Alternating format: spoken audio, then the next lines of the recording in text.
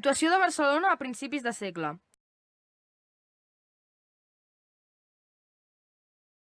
El segle XIX va ser un segle d'expansió per a Barcelona tant a nivell demogràfic com econòmic i urbanístic. Barcelona va viure un període de creixement urbà degut al plan d'Ensanche i la annexió de municipis. Barcelona estava vivint una època d'industrialització, però també vivia una època de revoltes entre els proletaris i la burgesia degut a la guerra de classes. També es va experimentar una expansió cultural degut a l'arribada del modernisme, proclamada l'expressió artística València de la societat barcelonina. A principis del segle XX, Barcelona va estar condicionada degut a la situació política amb la dictadura de Primo de Rivera, 1923-1930. La dictadura de Primo de Rivera fou un règim polític autoritari que s'instaurà a Espanya entre el 28 de gener de 1930, sota la direcció del general Miguel Primo de Rivera Orbaneja. Qui va ser Primo de Rivera? Miguel Primo de Rivera i Orbaneja va ser un militar espanyol que va exercir com a dictador entre el 1923 i el 1930. Va entrar sent jove a l'exèrcit i va estar destinat al Marroc, Cuba i Filipines, fins a ascendir a general. Primo de Rivera, que es veia a si mateix com el cirurgià de ferro, Costiano, després d'encapçalar el 13 de setembre de 1923 un cop d'estat que va comptar amb el vistiplau del monarca Alfons XIII.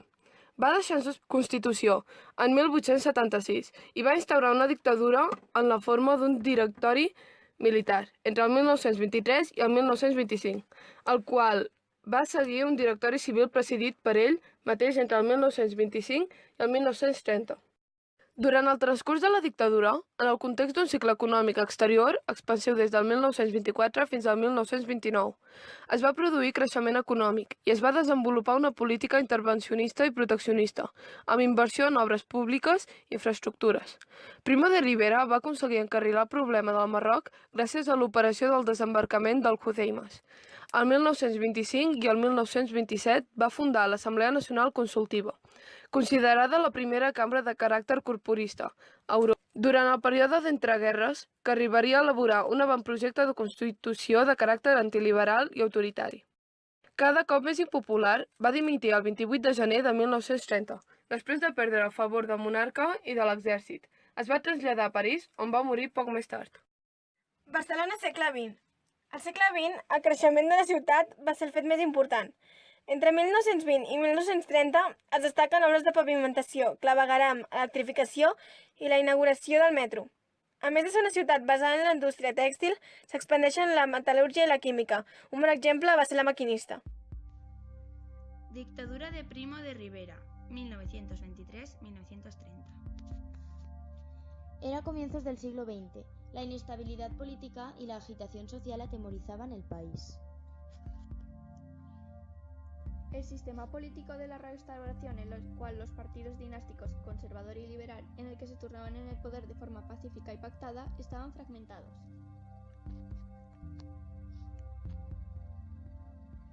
Además, la burguesía estaba atemorizada ante el aumento del terrorismo, fruto de los efectos de la Primera Guerra Mundial, que se vieron reflejados en numerosas huelgas y protestas de las clases trabajadoras. Entonces la burguesía era partidaria de medidas de fuerza para atajarlas. Al mismo tiempo, la radicalización de los nacionalismos catalán y vasco creció sin ser ajena a este clima de tensión social. A nivel europeo, cada vez era mayor el número de países con regímenes fascistas, como el de Italia, Alemania o Portugal. Solo dos salidas parecían efectivas frente a esta situación: la democratización del sistema o la implantación de una dictadura. Tras el asesinato del presidente del gobierno Eduardo Dato a manos de los anarquistas y la derrota de Anual, que provocó 14.000 bajas en el ejército, el 13 de septiembre de 1923, el general Primo de Rivera da un golpe de Estado iniciando un periodo de dictadura militar que se extiende hasta 1930. Anarquistas y comunistas fueron los únicos que se opusieron al golpe de Estado, cuyos objetivos eran acabar con el sistema parlamentario y garantizar el orden público. El lema de Rivera era Patria, religión y monarquía. El directorio militar. 1923-1925. Primo de Rivera presentaba esta nueva situación como un periodo de transición hasta que se solucionaran los problemas políticos y sociales del país. Fue una época de carácter militar en la cual este dictador concentraba todos los poderes, legislativo, ejecutivo y judicial. En 1924 formó la Unión Patriótica, su único partido y el único legal cuyo programa seguía el modelo fascista. En esta etapa se aplicó una política represiva sin apenas derechos individuales. Los nacionalismos catalán y vascos, así como el movimiento obrero radical, fueron perseguidos acusados de romper la unidad de España. En poco tiempo se ganó la opinión pública por su éxito en la Guerra de Marruecos en 1925. El Directorio Civil, 1925-1930. Sin cumplir con su palabra, Primo de Rivera institucionalizó la dictadura, formando un nuevo gobierno con personalidades civiles de extrema derecha como Calvo Sotelo. Convocó una Asamblea Nacional Consultiva, cuyo principal objetivo era aprobar una nueva constitución, hecho que fracasó. Impulsado por la mejoría económica internacional de los felices años 20, empujó al país hacia la modernidad. Fin de la dictadura. Fueron muchas las causas que hicieron que a mediados de 1928 se hiciera evidente la decadencia de la dictadura. La oposición al régimen en todas las clases sociales, incluso por parte de sus antiguos aliados, unido al golpe de la crisis del 29, provocó que el 27 de enero de 1930 Primo de Rivera presentara su dimisión exiliándose a Francia y muriendo 2 meses después. Su cargo fue ocupado por el rey Alfonso XIII, quien ansiaba una vuelta al parlamentarismo. Nombró jefe de gobierno al general Belenguer. En agosto de 1930 se firmó el Pacto de San Sebastián, en el que se acordaba por poner fin a la monarquía. Aznar fue nombrado en enero del 31 convocando elecciones municipales, donde triunfó el Pacto de San Sebastián y el rey tuvo que exiliarse, proclamándose la Segunda República el 14 de abril de 1931.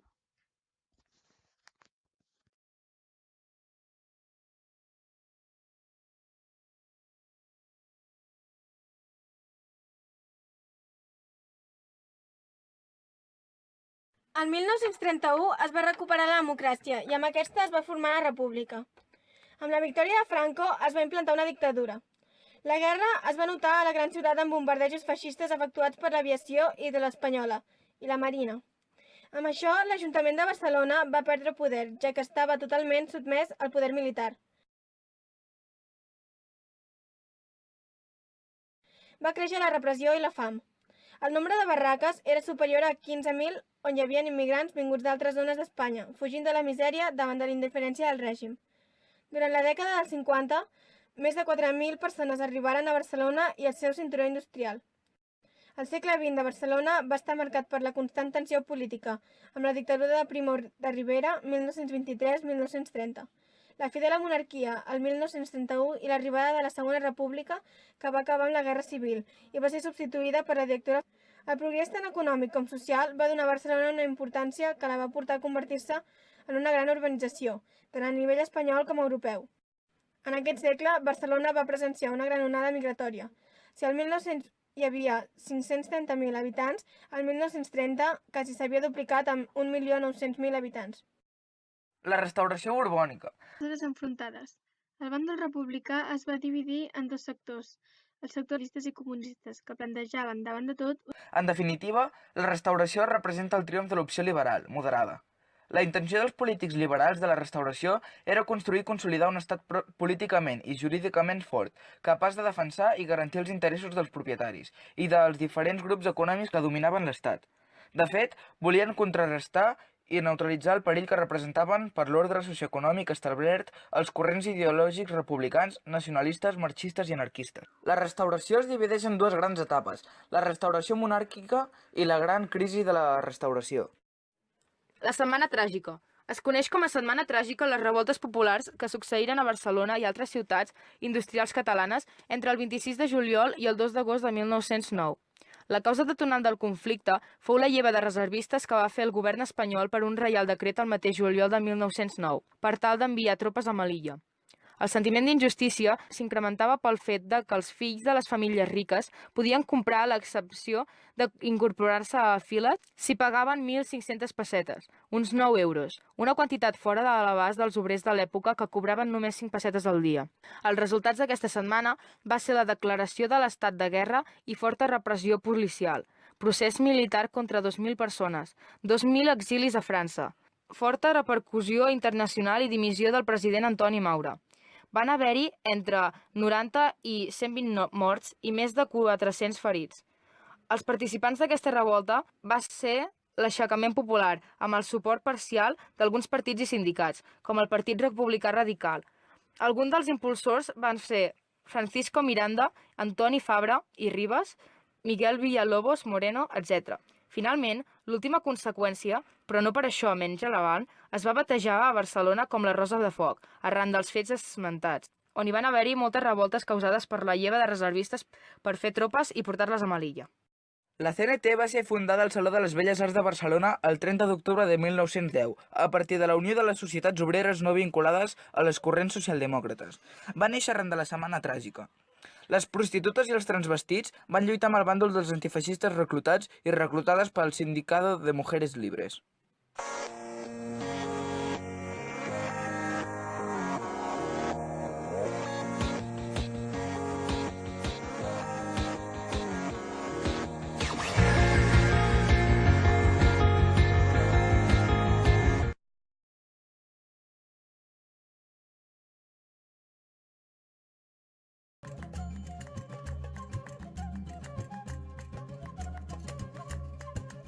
Ceuta, Melilla y otras pequeñas plazas en el norte de África son lo único que ya le queda a España de su pasado colonial. El desastre del 98 había dejado un ambiente popular de rechazo a las aventuras coloniales. A pesar de ello, España se ve forzada en la Conferencia Internacional de Algeciras de 1906 a asumir su responsabilidad internacional de control en la zona de influencia en torno a Ceuta y Melilla, incluida la región del Rif, y a incrementar la inversión en sus minas. A comienzos de julio de 1909, las tribus rifeñas, que llevan varios meses hostigando a los mineros españoles, matan a varios de ellos. El gobierno de Maura moviliza entonces a 20.000 reservistas para tomar represalias contra los insurgentes.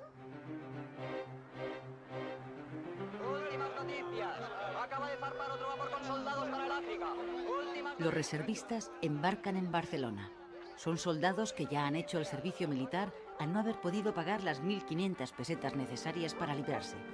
Muchos de ellos son ya padres de familia. Su movilización provoca la protesta espontánea de sus mujeres que logran impedir el embarque. La noticia corre por Barcelona y hace estallar la ira popular contra la nueva aventura colonial. Anarquistas, socialistas y republicanos convocan una huelga general.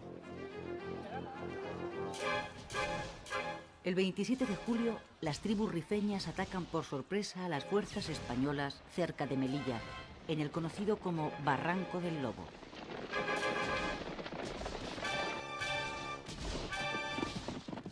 En la emboscada mueren 1.000 soldados y varios oficiales.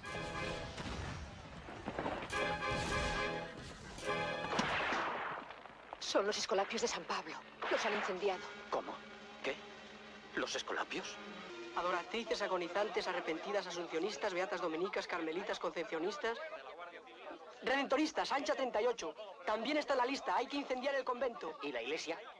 No pone nada. No os preocupéis, arderá también. La indignación popular convierte la huelga general en una insurrección. Se levantan barricadas y se queman edificios religiosos. Más de 50 iglesias y conventos arden o son saqueados. El motín de Barcelona dura una semana. ¡A formar! ¡Vamos! El gobierno de Maura declara el estado de guerra en la ciudad y ordena al ejército sofocar la revuelta.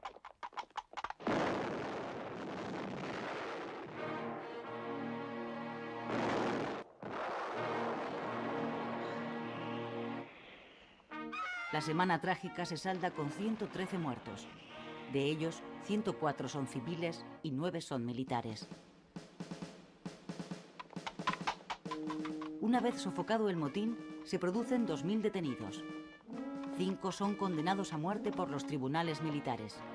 Entre ellos está el pedagogo anarquista Ferrer y Guardia, al que el gobierno elige como cabeza de turco y acusa de haber inducido a la rebelión.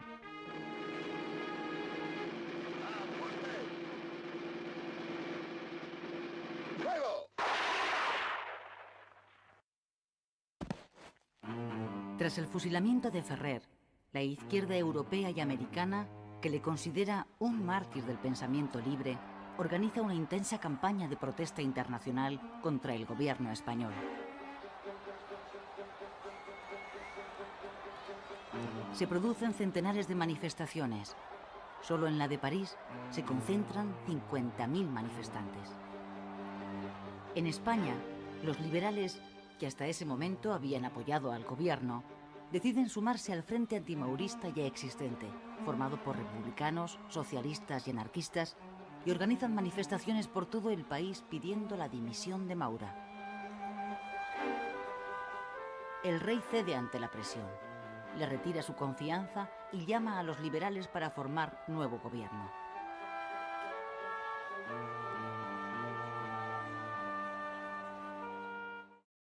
La ideologia de la CNT està inspirada en l'anarquisme, entès com una filosofia política segons la qual la societat és capaç d'organitzar-se sense un poder superior, sense amenaces i sense violència. Cada individu és sobirà per decidir allò sobre què li afecta, sense necessitar polítics que decideixin en nom de tots. L'anarquisme, vist per la CNT, inclou llibertat, ordre no imposat i absència de coacció, a més de conceptes com l'autogestió, descentralització i inclou canvis revolucionaris com l'eliminació dels salaris. Els primers anys de la CNT es van convocar diverses vagues. Entre elles cal destacar la seva primera vaga general el 12 d'agost de 1917. La CNT, conjuntament amb la UGT. Tot i que els objectius de la CNT i la UGT respecte de la vaga general del 1917 eren diferents, l'acció va ser conjunta. També va succeir la vaga de la canadenca. The immigration of the 20s. In the immigration boom of 1911 and 1930, the Catalan population achieved growth rates previously unknown. Although vegetative growth was positive, mainly in the 20s, the great increase in population and this period was thanks to immigration. Indeed, immigration was directly responsible for about 3/4 of the total increase of the population.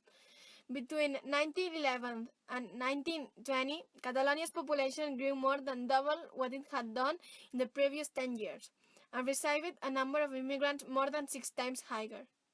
But growth accelerated in the decades of 1921 and 1930. The number of immigrants who settled in Catalonia in the early 1920s surpassed those of the previous 50 years. This phenomenal growth was parallel to an expansive wave to the Catalan economy. All these facts are related to the development of Barcelona. The big immigration wave started a construction boom of houses and prolongated the effects of the economy, first impulse that she itself has propagated.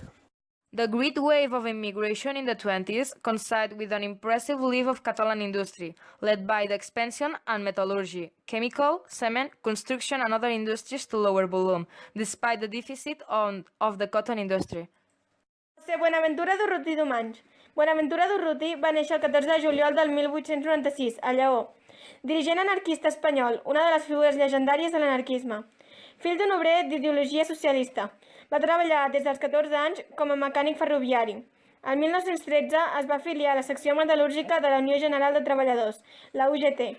Després de participar en la vaga revolucionària d'agost 1917, va haver d'exiliar-se a França. Al seu retorn a Espanya, el 1920, es va establir a Barcelona i va ingressar a la Confederació Nacional del Treball, la CNT. Al costat de Ricardo Sanz, Francisco Ascaso i Joan García, entre d'altres, van fundar el 1922 el grup anarquista Los Solidarios, al qual s'atribuiria el 1923 l'atemptat contra el cardenal i arquebisbe de Saragossa, Joan Soldevila. El seu objectiu era lluitar contra les bandes armades dirigides pels empresaris catalans. El grup va intervenir en un atracament contra la sucursal del Banc d'Espanya a Gijón, en què va ser detingut Francisco Ascaso, que va ser alliberat pocs dies després per Durruti i els seus col·laboradors. Amb l'esclat de la Guerra Civil va dirigir les forces anarquistes a Barcelona durant els combats del 19 de juliol del 1936. Va encapçalar una columna de milicians que va ser enviada al front d'Aragó per prendre Saragossa, però no va aconseguir entrar-hi. Al novembre es va traslladar a Madrid per donar suport a la defensa de la capital davant l'ofensiva de les tropes revoltades. El 20 de novembre de 1936 va morir d'un tret que havia rebut el dia anterior mentre inspeccionava les zones de combat, en circumstàncies confuses. Los Solidarios. Los Solidarios va ser un grup armat format per anarquistes i anarcosindicalistes, creat per Durruti, el qual va ser creat per fer front a la repressió contra els anarcosindicalistes de Barcelona. També atacaven a membres del Sindicat Lliure, el qual es va crear per contrarrestar la força de la CNT. El Sindicat Lliure deia ser un partit obrer i revolucionari quan realment era un partit conservador. Van marxar a França, però van ser exiliats a Bèlgica per intentar matar el rei Alfons XIII en una visita a París. Salvador Seguí, Tornabous, 23 de desembre de 1886, Barcelona, 10 de març de 1923. Anarcosindicalista espanyol, anomenat el Noi de Sucre, que va ser secretari general de la CNT entre 1918 i 1923. Pertanyent a una família de classe obrera, Salvador Seguí va arribar a Barcelona als 2 anys. A causa dels seus orígens humils, va començar a treballar com a aprenent de pintor, anomenat pels seus coneguts com el Noi de Sucre per haver treballat en una fàbrica de sucre. Molt aviat es va relacionar amb el moviment obrer català i va començar a assistir a reunions polítiques. A causa del seu deficient en l'educació, va adquirir la major part dels seus coneixements i la seva formació política de forma autodidàctica. Inclinat per l'anarcosindicalisme, molt aviat va destacar per les seves habilitats com a orador i per la seva capacitat de convocatòria entre els treballadors de la ciutat.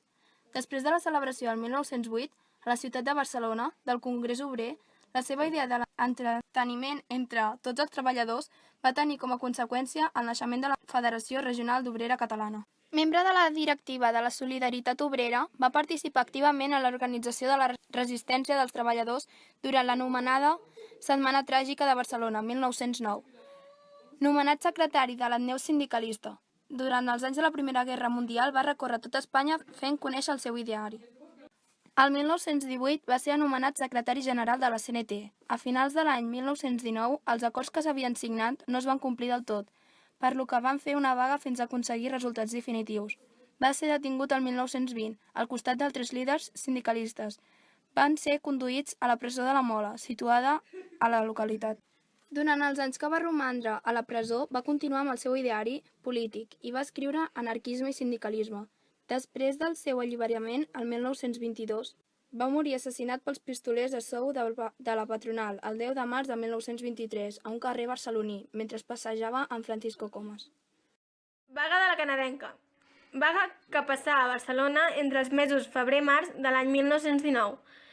Va començar quan l'empresa Regs i Força de l'Ebre va introduir canvis en el sou dels treballadors. Els treballadors indignats van demanar ajuda al Sindicat Únic d'Aigua, Gas i Electricitat de la CNT. L'empresa va respondre despedint a 8 treballadors. El 5 de febrer, els altres treballadors de la facturació es van declarar en vaga de braços caiguts en solidaritat amb els seus companys. Un altre cop, l'empresa va respondre, 140 treballadors despedits. Aleshores, els treballadors del Departament de Producció i Distribució es van solidaritzar amb els acomiadats i el dia 8 de febrer la vaga era gairebé total a les Riegos. El 10 de febrer, la direcció de la canadenca va anunciar que si els treballadors no es presentaven, serien despatxats. El dia 21 de febrer, el Sindicat Únic d'Aigua, Gas i Electricitat de la CNT declarava la vaga a tot el sector i a les empreses participades per la canadenca. Als pocs dies després, els treballadors d'aquestes empreses es van afegir a la vaga, cosa que va provocar que Barcelona es quedés sense llum. Estava paralitzada. L'1 de març, les companyies d'aigua, gas i electricitat publicaren un ultimàtum declarant que els treballadors que no es presentessin a la feina abans del dia 6 havien de considerar-se acomiadats. El dia 9, Joaquim Milians del Boix va declarar l'estat en guerra, cosa que va provocar que més de 3.000 treballadors foren detinguts al castell de Montjuïc. Aleshores, també es declaraven en vaga com a protesta als obrers de la indústria tèxtil i la vaga transformant una general de Barcelona. El govern del comte de Romanones envià a Barcelona el subsecretari de la presidència, José Morote, per pactar amb el comitè de vaga que reclamà el govern. L'obertura de tots dels sindicats clausurats, la llibertat dels treballadors empresonats, l'establiment de la jornada de treball de 8 hores. El dia 17, Morote i els seus representants del comitè van arribar a un acord. L'acord incloïa la històrica reivindicació de la jornada laboral de 8 hores, convertint Espanya el primer país de l'Europa occidental que establiria aquest horari de treball. Lluís Companys i Jové, polític nacionalista català, Tarròs, Lleida, 1882, Barcelona, 1940. Advocat de formació, va participar des de començaments del segle en diversos moviments republicans contraris al règim de la Restauració, combinant en el seu ideari de l'erraquisme amb el catalanisme i repartint la seva activitat entre la lluita política i sindical. En 1921 va ser triat diputat, al mateix temps que creava la Unió de Rabassaires per suportar el sindicalisme al medi rural català. El 1931 va fundar el partit Esquerra Republicana de Catalunya, juntament amb Macià i Tarradellas. Després de la victòria de les candidatures republicanes a les eleccions d'abril, va participar en l'ocupació de l'Ajuntament de Barcelona, des d'on va proclamar la República Catalana com a estat integrat d'una federació ibèrica. Reconduït el procés polític català al marc comú de la Segona República Espanyola, Companys va actuar com a portaveu del seu partit a les Corts, fins que, aprovat l'Estatut d'Autonomia per a Catalunya, va ser elegit president del Parlament català 1932. Durant l'estiu de 1933 va exercir breument com a ministre de Marina en el govern d'Espanya. En morir Macià, el 1934, Companys el va succeir com a president de la Generalitat o Govern Autònom Català. En aquell mateix any va aprofitar la revolució llançada per les esquerres contra l'amenaça feixista que veien en Gil Roblés per proclamar novament la sobirania d'un estat català integrat a la República Federal Espanyola. L'exèrcit va aixafar aquella rebel·lió i Companys va ser detingut i condemnat a 30 anys de presó. No obstant això, va ser amnistiat després del triomf del Front Popular en les eleccions del 1936, en què va obtenir acta de diputat. Durant la Guerra Civil, que va esclatar a continuació, 1936 fins a 1939, va seguir presidint la Generalitat fins que, perduda la contesa, va fugir a França. Va ser detingut pels nazis després de la invasió alemanya de França 1940, lliurat al govern de Franco i afusellat al castell de Montjuïc. L'Exposició Internacional del 1929. L'Exposició Internacional de Barcelona tingué lloc del 20 de maig de 1929 al 15 de gener de 1930 a Barcelona, abans de la Segona República. Se celebrà a la muntanya de Montjuïc. La idea d'una nova exposició promoguda per l'arquitecte Josep Puig i Cadafalch. El 1915 es presentà un avantprojecte, a càrrec de Puig i Cadafalch, que es dividia en 3 projectes més concrets, cadascú encarregat a un equip d'arquitectes. Puig i Cadafalch, amb Guillem Busquets, es reservà la part baixa de la muntanya, destinada a la secció oficial. Lluís Domènech i Montaner i Manuel Vega i March s'encarregaren de la part alta de la muntanya, destinada a la secció internacional. La inauguració es produïa el 19 de maig de 1929, efectuada pel rei Alfons XIII, amb l'assistència del dictador, Miguel Primo de Rivera, així com múltiples personalitats del món de la política, l'economia i la cultura catalanes, encapçalats per l'alcalde Darius Romeu i Freixa, baró de Viver. En total hi van assistir unes 200.000 persones entre el públic en general. L'exposició de 1929 suposà un gran impacte envers la ciutat de Barcelona, a nivell urbanístic. No només en la zona de Montjuïc, sinó que per tota la ciutat s'enjardinaren les places de Tetuan, Urquinaona i Letamendi. Es construïa el pont de Marina, s'urbanitzà la plaça de Catalunya i es perllongaren l'avinguda Diagonal cap a l'oest i la Gran Via de les Corts Catalanes cap al sud-oest. També es van realitzar diverses obres públiques. Es millorà l'asfaltat de carrers i el clavegueram. S'instal·laren lavabos públics i se substituí la il·luminació de gas per l'elèctrica. La Segona República Espanyola als Països Catalans. La proclamació, el 14 d'abril de 1931, de la República Catalana, transformada poc després en Generalitat de Catalunya, va obrir al Principat un període constituent al llarg, del qual s'havien de construir l'estructura jurídica de la nova autonomia catalana, sota la política d'un bloc de classes populars representat per l'Esquerra Republicana de Catalunya. Va ser aquest partit el que, amb el suport de la immensa majoria de l'electorat i de gairebé totes les altres forces polítiques, negocià amb les esquerres republicano-socialistes governants a Madrid els termes del pacte autonòmic que es van concretar jurídicament en l'Estatut de Catalunya del 1932, aprovat per les Corts al setembre del 1932. Governs autònoms de Catalunya, Segona República. Pel novembre va ser elegit al Parlament de Catalunya, el qual va iniciar immediatament les seves tasques legislatives, amb una orientació reformista i democràtico-burguesa, paral·lela a la que es portava a terme a Azanya, al capdavant del govern de la República.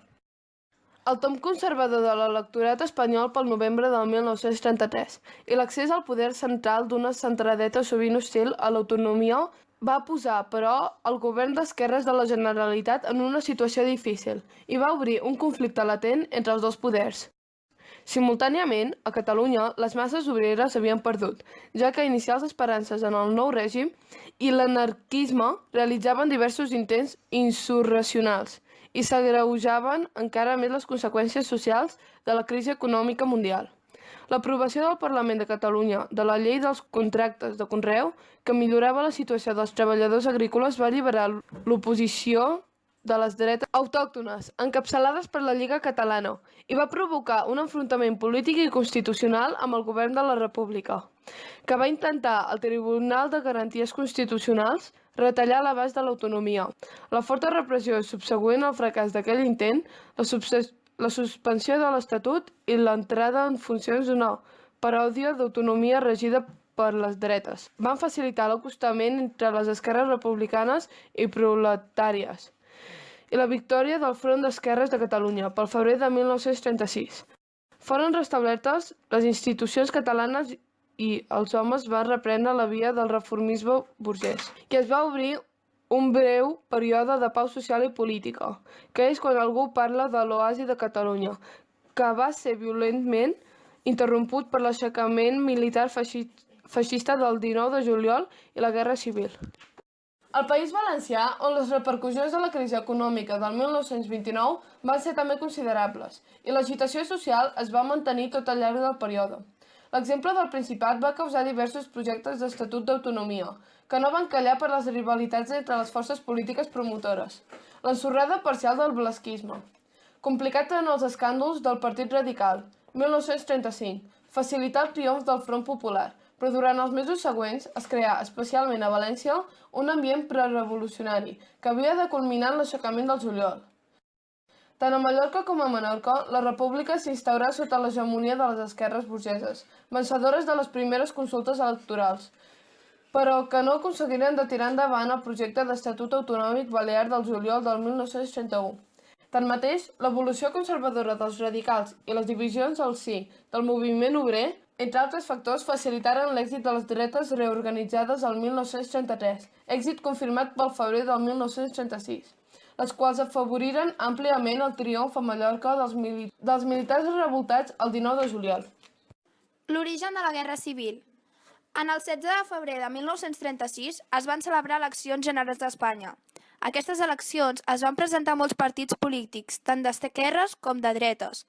El Front Popular, la coalició d'esquerres, que englobava tant el Partit Socialista, Obrer Espanyol, com el Partit Comunista, Esquerra Republicana, entre altres, van aconseguir la majoria absoluta. Després de la victòria del bàndol, Esquerra, van continuar una sèrie d'accions terroristes que permetien mobilitzar la massa contra el govern, en cas dels atemptats dels falangistes i els grups de dreta, i per respondre els primers en el cas dels grups d'esquerres. Només en el mes de febrer ja comptabilitzaven per centenars de morts en aquest tipus d'accions contra la situació política, social i econòmica del país. En els mesos següents, el panorama social i militar d'Espanya va ser poc tranquil. Diversos alts comandaments militars van planejar durant uns mesos una possible revolta enfront al govern republicà, el qual seria efectiva el 17 de juliol de 1936 i els dies successius. 16 d'abril de 1936. Un dels homes de José Castillo, un instructor de les milícies de la Joventut Socialista, va assassinar Andrés Sáenz de Heredia, cosí del mateix José Antonio de Primo de Rivera. Com a represàlia, el 12 de juliol va ser assassinat el mateix José Castillo. Aquest fet va desencadenar la venjança de l'esquerra, que va acabar amb la vida del diputat de Renovació Espanyola, José Calvo Sotelo, el mateix endemà. Aquest assassinat del líder de dreta va acabar per decantar la balança dels incisos d'un cop d'estat, entre els quals, segons Paul Preston, es trobava el propi Franco, a dur a terme una acció que comportaria un conflicte bèl·lic a casa nostra. La Guerra Civil a Catalunya. L'esclat de la Guerra Civil, l'aixecament militar. Al juliol del 1936, un sector important de l'exèrcit va protagonitzar un cop d'estat, al qual es van unir les organitzacions polítiques antirepublicanes, falangistes, tradicionalistes, monàrquics. Els sublevats van perdre els òrgans de govern d'algunes ciutats i van constituir juntes militars per a restablir l'ordre. i acabar amb el Front Popular, però el govern republicà va poder sufocar l'aixecament en zones estratègiques. Davant del clamor popular, el 19 de juliol, José Giral, nou cap de govern, va donar armes a les milícies dels sindicats i dels partits del Front Popular per frenar el cop. Espanya va quedar dividida en dues zones, cosa que va desencadenar la Guerra Civil. L'alçament va triomfar a les regions agrícoles i d'orientació política conservadora i va fracassar a les grans ciutats i les principals religions industrials i obreres. La internacionalització del conflicte. La situació política europea al 1936 era molt tensa, des del sorgiment del feixisme italià i el nazisme alemany. Així, la Guerra Civil espanyola va assolir una gran dimensió internacional. La Guerra a Espanya es va veure com una confrontació entre les forces democràtiques i els règims feixistes. El sector sublevat va rebre el suport d'Alemanya i Itàlia, i en menor mesura també de Portugal. La República va comptar amb el suport de la URSS i les brigades internacionals, voluntaris de diversos països. Per no agreujar la tensió a Europa, França i Gran Bretanya van impulsar una política de neutralitat, Comitè de No Intervenció, en la Guerra Espanyola. La no intervenció va perjudicar la República, que es va trobar sense l'ajuda de les democràcies europees. Les dues zones enfrontades. El bàndol republicà es va dividir en dos sectors, els sectors republicans i part de socialistes i comunistes, que plantejaven, davant de tot, organitzar l'Estat per guanyar la guerra. El sector d'anarquistes i trotskistes, que eren partidaris de revolució i prioritzaven les col·lectivitzacions i l'anticlericalisme. La zona sublevada, una dictadura militar. A la zona sublevada es va articular un nou estat, sota la figura general Franco, que va permetre molts aspectes del feixisme: partit únic, obediència cega al cabdill, menyspreu a la democràcia, exaltació de la violència i ideologia ultraconservadora. El nou estat s'inspirava en el feixisme i defensava un model social basat en el conservadorisme i en la preeminència del catolicisme. A més, a les zones ocupades pels sublevats es va desmantellar la legalitat republicana i es va iniciar una repressió sistemàtica contra tot tipus d'oposició. Un dels primers objectius de les autoritats nacionals era acabar amb les reformes republicanes. A les zones dominades pels franquistes es va institucionalitzar la persecució sistemàtica de les organitzacions del Front Popular i els seus representants. La repressió va afectar tots aquells que havien donat suport a la República i també aquells que no manifestaven la seva adhesió al nou règim. La vida a la rereguarda. Les rereguardes van haver de patir els efectes de la guerra i a la zona republicana, a més, les conseqüències de la derrota. Entre les alteracions de la vida quotidiana durant la guerra cal destacar la manca d'aliments, que va provocar fam, desnutrició, mercat negre, etc. El bloqueig de l'activitat econòmica, manca de diner en circulació, encariment dels preus, treball obligat de les dones degut a la manca d'homes, etc. Danys col·laterals de la guerra, bombardejos, destrucció, mortalitat, construcció de refugis, etc. Els efectes demogràfics, augment de la mortalitat, descens de la natalitat, moviments de la població, etc. La repressió político-social, assassinats, persecució, patrulles, venjances personals, etc. Les conseqüències de la guerra. Les conseqüències de la guerra van ser a llarg termini. Van morir més de 500.000 d'espanyols. A aquesta xifra se li han d'afegir unes 470.000 persones que es van exiliar a França, Amèrica Llatina i a la Unió Soviètica, davant de la repressió franquista. Milers d'aquestes persones van participar en la resistència contra els nazis durant la Segona Guerra Mundial i alguns van ser confinats a camps de concentració.